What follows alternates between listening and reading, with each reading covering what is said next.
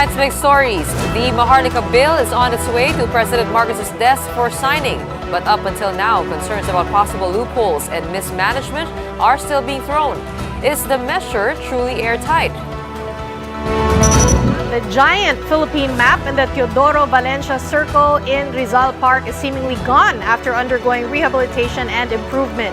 This image you are seeing right now has people asking, what happened? We'll be speaking with archaeologist and Manila Bulletin lifestyle columnist Eliza Romualdez later on in the program. And after Tita Vic and Joey announced that they will be parting ways with the production company behind Eat Bulaga, other mainstays of the program filed a mass resignation. What's next for the iconic noontime show after this move? And what happens now to the Eat Bulaga name? Welcome to the show. I'm Congressional. I'm Chicky Verhel. And I'm Sean Yao. Hindi pa tapos. Ang Maharlika saga. Oo. Naaprubahan siya ng bycam at after 8 hours. Kahapon yun, right? And today, tuloy-tuloy pa rin ang batikos at ang disappointment ng sambayanan. And I think more importantly, we heard from some senators on why they were absent. Like for example, Senator Chis Escudero, sabi niya, akala niya hapon today, yung botohan. Hindi niya inakala na. Yun yung original schedule kasi. Pero sinasabi rin niya na wala pa kasing test of economic viability and he can't stand for it. Si Nancy Binay naman, sinasabi naman niya, na she has concerns about the operational safety and parameters. At si Coco Pimentel, he would have voted no naman daw all the way as we've known, right? Pero ungodly hour daw kasi. We were speaking with on another show, si Ronald Llamas, which is the or former advisor to the late Noynoy Aquino. And sabi niya, itong Maharlika Investment Fund, dati ang tawag dito ay Maharlika Sovereign Fund. Tapos, yun nga, kasi siya, guys, kailangan ng surplus, di ba? Wala nga surplus kasi puro tayo utang. Meron tayong sovereign wealth, which we don't have. Yun nga, oo. So ngayon, investment na ang tawag. So anong klaseng hayop daw ba talaga ito? Ano ba Pretty talaga much, ito? that's what global investment banker Stevie Conying said also on the show last night. Sabi niya, okay, nandiyan na yung pera, saan ba natin itong ilalagay? Wala And pa. sabi nila, no you projects don't need... have been earmarked yet. Parang as of today, may binanggit na silang isang highway project, pero so far, yun pa lang yun, right? Yung bridge ba yun? So napakadaming ang concerns flying all around. Tsaka you don't need nga daw a law if you're going to invest. Kasi meron ng, they invest excess funds, right? Yeah. These GIFs that we're talking about. GFIs. GFIs. Anong Government pinagkaiba ng mga GFIs na yun dito sa Maharlika Investment Fund? Ang daming katanungan pa rin hanggang sa ngayon. Aside from these concerns, Senate Minority Leader Coco Pimentel is also worried that Filipinos could end up last in enjoying the profits from the Maharlika Fund. He said that with today's high inflation and current economic conditions, it may be difficult to grow the fund. Pimentel added that if the MIF does manage to grow, it will be investors and shareholders that would likely benefit first. Napakahirap nitong fund na ito kumita. Tapos kung sakaling makatsamba, kung talagang kumita pa rin, hindi pa rin mararamdaman ng taong bayan. Former BSP Deputy Governor Diwa Ginigundo is also concerned that the Maharlika push could result in higher taxes. He says the government may opt to collect more to offset deficits in the national budget. Ang mangyayari po niyan dahil sa nabawasan ang ipang bibigay doon sa mga iba't ibang ahensya, sa iba't ibang infrastruktura dahil ilalagay ito sa Maharlika Investment Fund, the government will be forced to impose higher taxes or to borrow more. Or both. Or both. Maaaring kombinasyon ng mas mataas na tax, mas mataas na borrowing. In which case, yan ang importante na maging dapat na i-resolve. And after passing this Maharlika bill in record time, how is the Senate leadership reacting to all these concerns? We have News 5's Camille Samonte to answer that for us. Hi Camille, what do you have? Sean, Senate President Mig Zubiri is appealing to everyone to give Maharlika Investment Fund a chance. He says the odds are favorable since most of the countries that have sovereign fund managed to do well with the exception of Malaysia. But we have yet to see the full details of where the fund will be invested in. Zubiri says a part of it will be used for the construction of toll bridges like the Cavite-Bataan Interlink Bridge. Sean? Thanks for that, Camille. Well, the first regular session of the 19th Congress was formally adjourned today. Let's check the report cards of the two chambers. Over in the Senate, lawmakers have approved 8 priority measures of the Marcos administration. 3 of these have been signed into law. Now, these are the SIM Registration Act, the Act postponing the barangay elections, and the AFP fixed term law. 5 measures have yet to be signed, including the recently passed Maharlika Investment Fund Act. In total, 22 bills have yet to be signed into law by the President. At the lower house, House Speaker Martin Romualdez noted that they were able to pass on third and final reading 33 of the administration's 44 priority bills.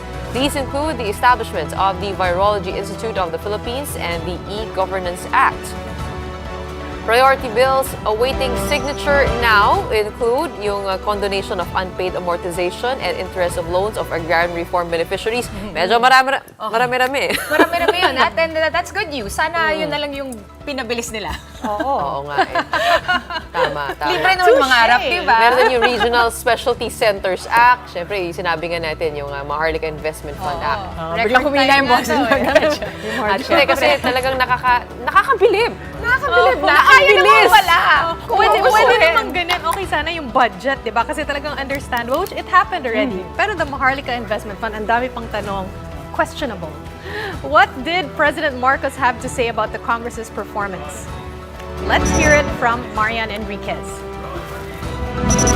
Yes, Chiki, in a video message, President Marcos thanked Congress for their, quote, good work as they continue to tackle and pass priority legislation of his administration.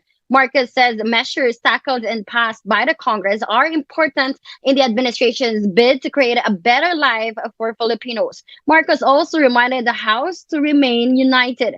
This follows the alleged failed coup against Speaker Romualdez that supposedly involved now Deputy Speaker Gloria Macapagal Arroyo. Congress session will resume on the day of Marcos' second State of the Nation address in July. Chiki. Thank you, Marian.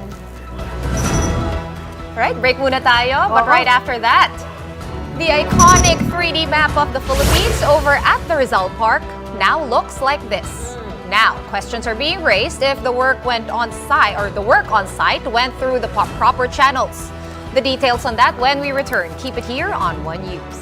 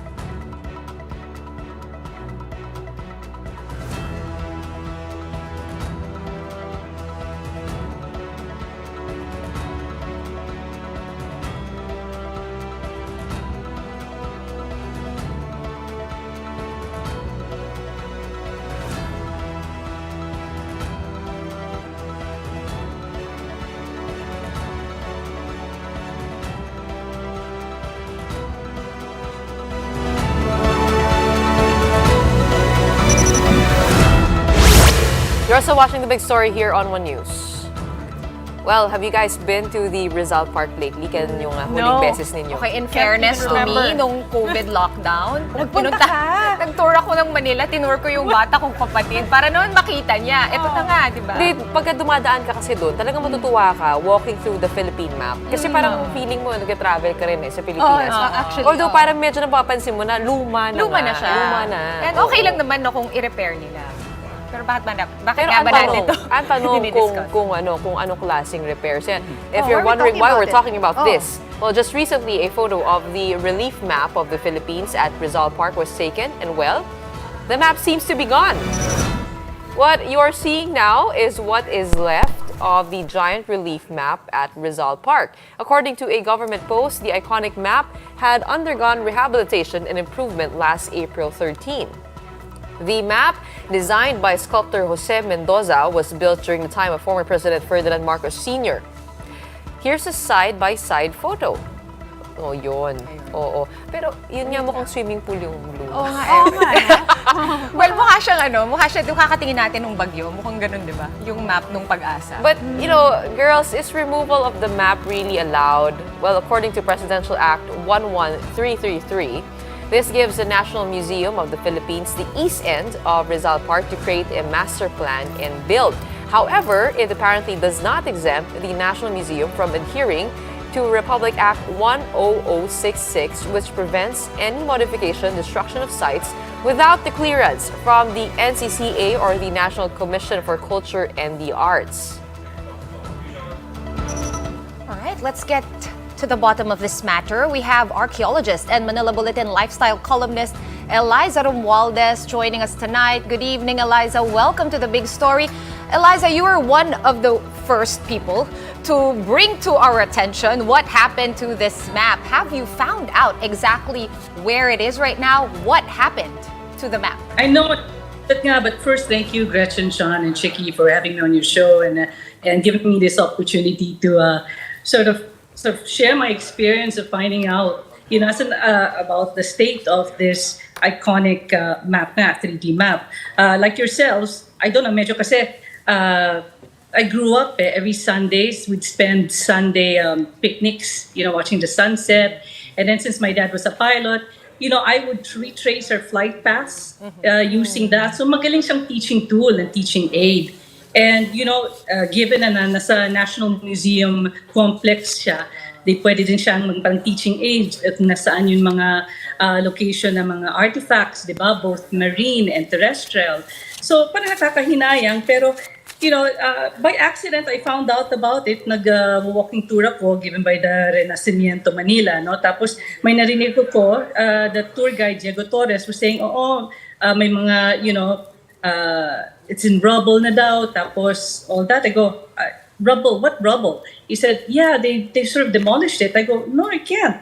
That's protected nga by the Republic Act 166. Lahat ng mga built structures, automatic, anything that's 50 years and older is protected.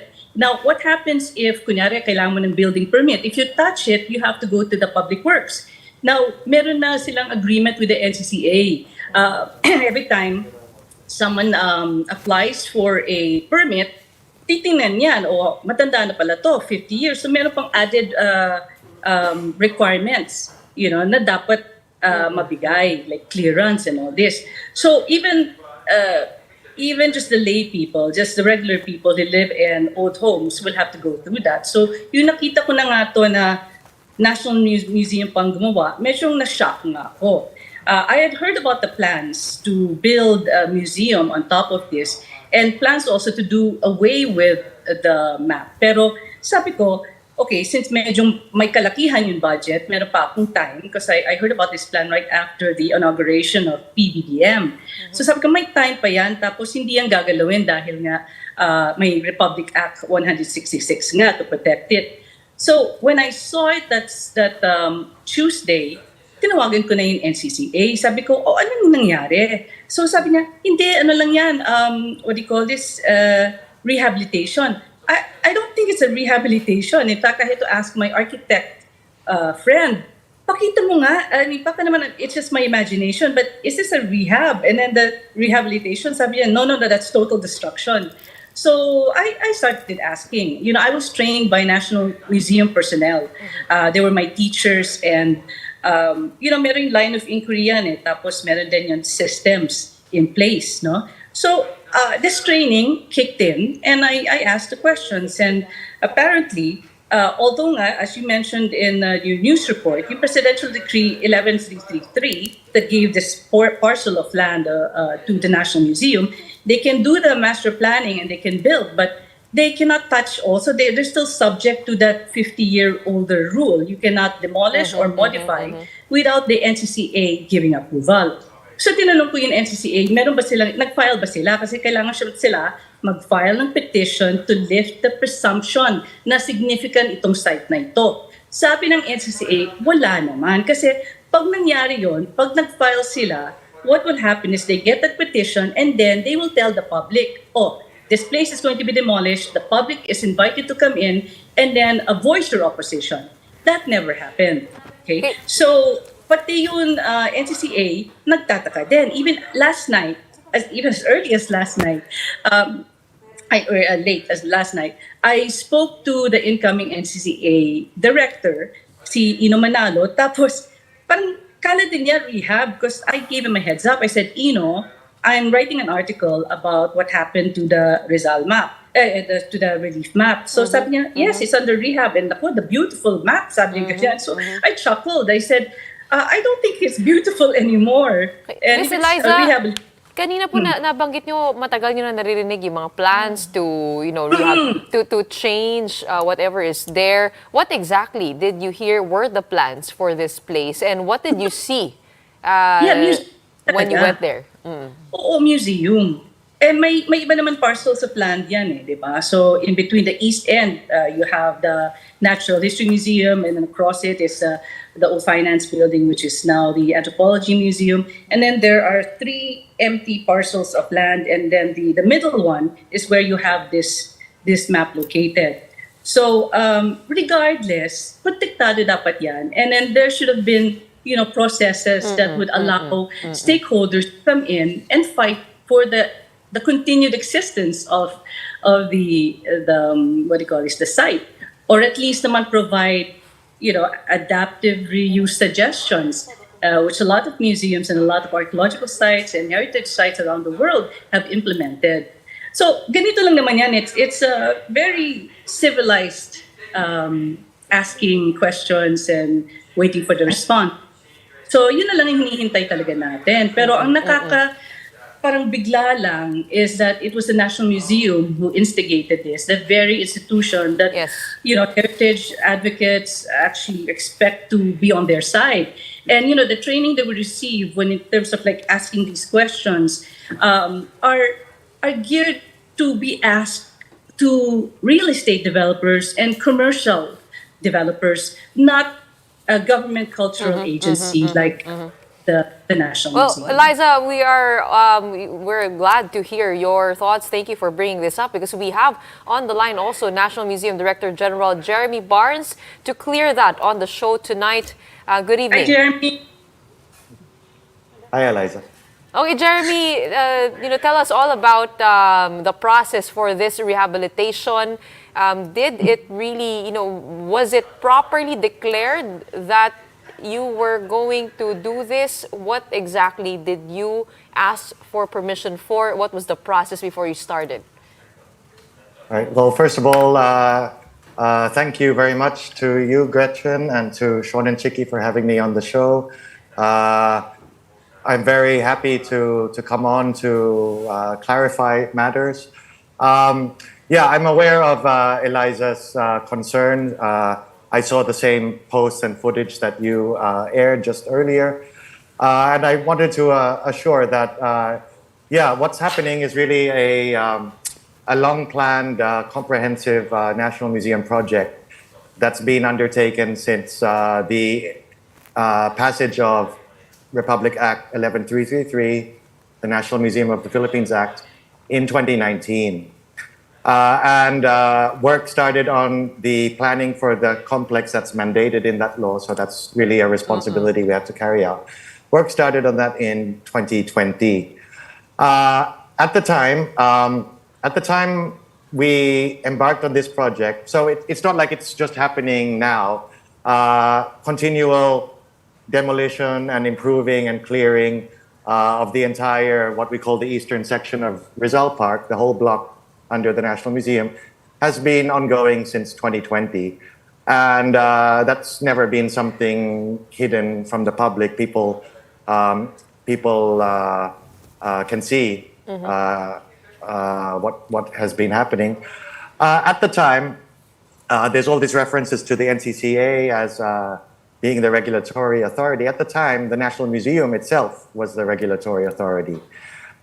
These clearances for whether you can touch cultural properties, as we call them, were only transferred to NCCA in 2021, in July 2021. So at the time when all the issues were settled regulatorily, the National Museum was the authority. So I want to assure first and foremost that in terms of the necessary permissions, we mismo were in charge of that. But we of course, consulted with our sister agencies, the National Commission for Culture and the Arts, the NCCA, as well as the National Historical Commission. The three agencies have always been working together on heritage issues.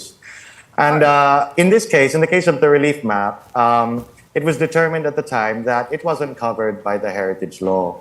It wasn't a declared historical or heritage site by any of the agencies, nor was it the work of a national artist, which is automatically protected.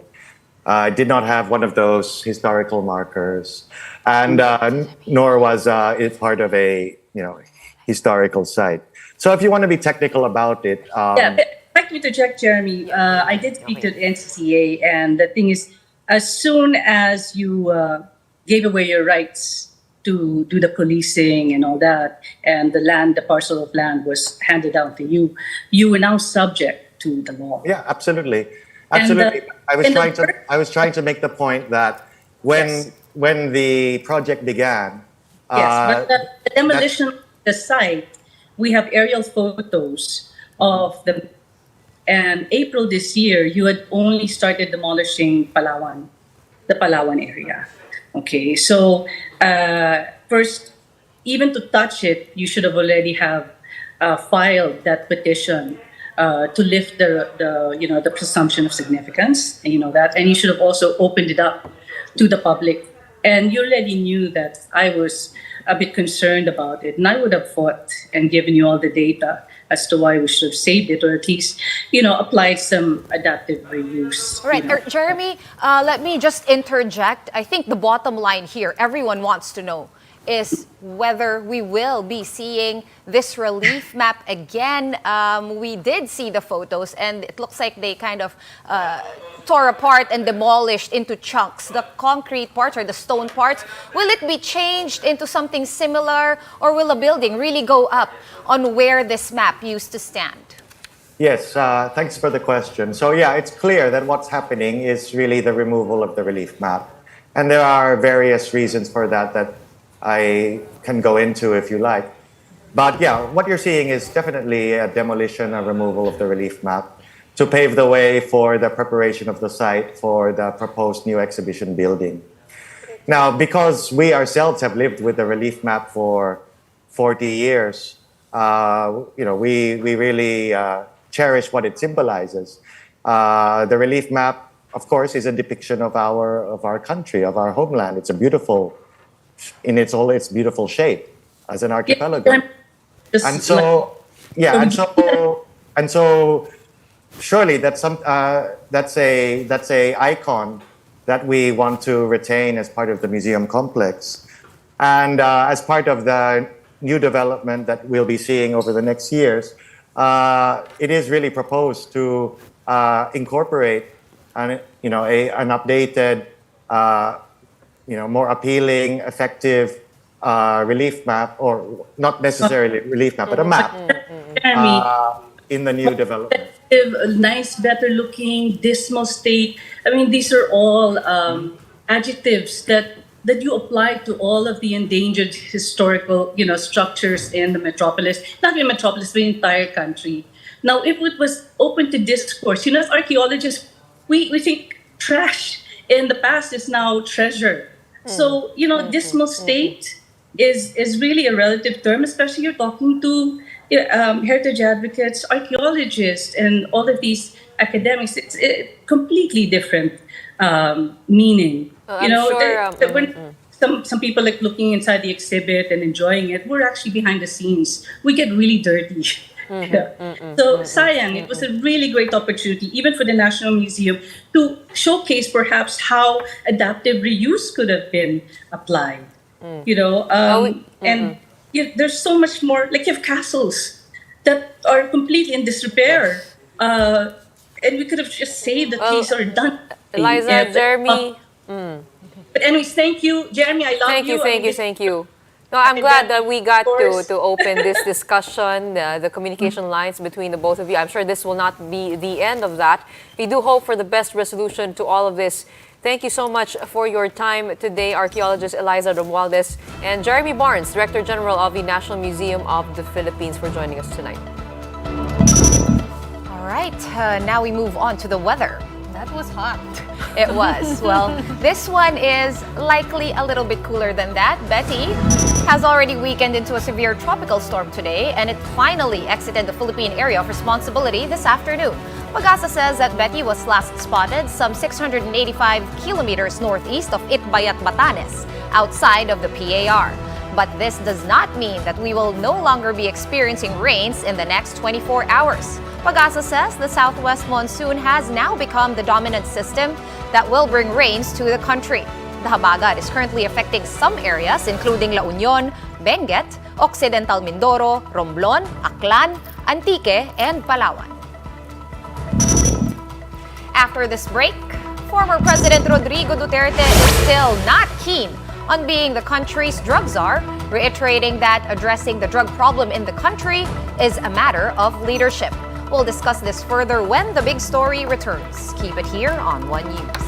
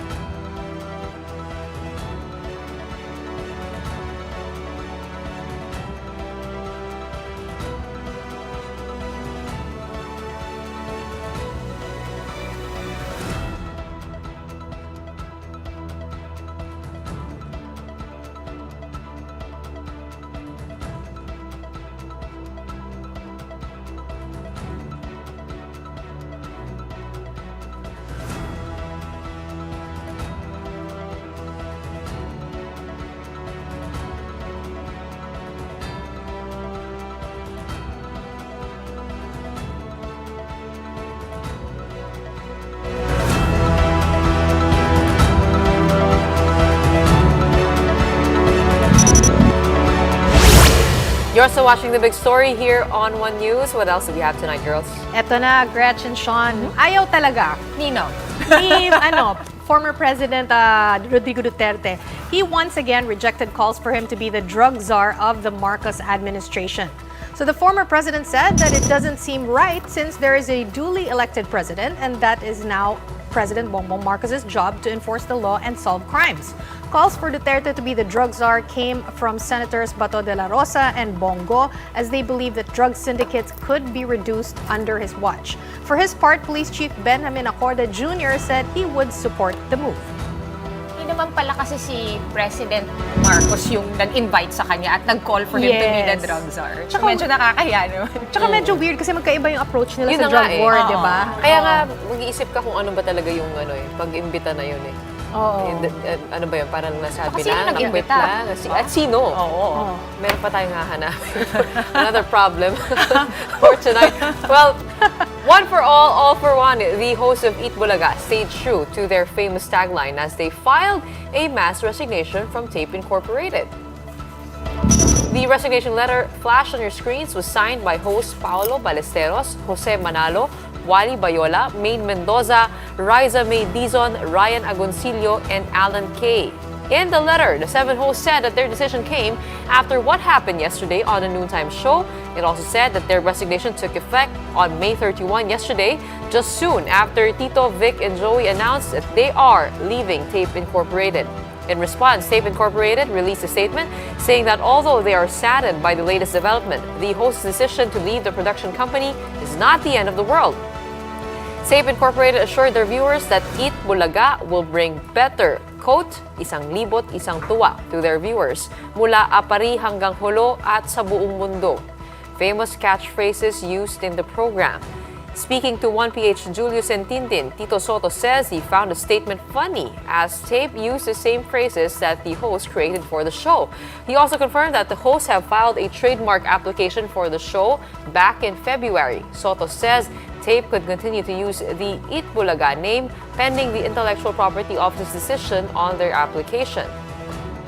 Sa ngayon siguro, baka akala nila dahil meron silang copyright on merchandising goods, meron silang copyright na vinyl for those, pero mga merchandising yun.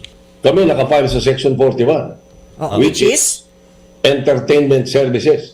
Hindi sila nakafile dun. Hintayin natin ngayon ang desisyon ng IPO. Yun ang mangyari. Yung intellectual property. Nagkakatayan.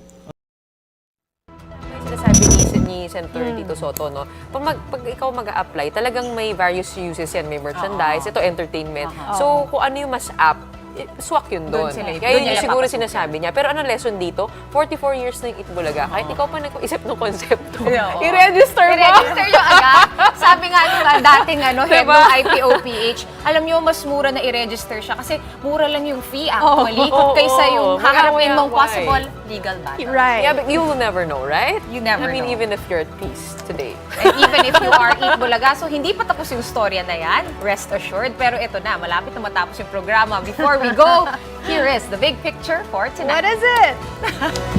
So we've all seen animals who have won the genetic lottery with their unique features. Itong pusa na to, sikat siya ngayon sa social media because of its bigote. Akala ko nakainom ng chocolate milk. Parang ganon, di ba? So we all know that one of our senators' mustache has also been trending lately, although parang he shaved it off na. And if this was your cat, what would you name him? Well, the three of us, we think we'll be calling him Robin Hood Suame. Gets nyo na. Let us know in our comment sections if you think of something better than that, and we'll check Biglang them out. gumaganon din yan, May sukle. Yung pause niya. All right, that's all the time we have for tonight. Yep, we are One News, all sides, all the time. This has been The Big Story. Thank you and good night.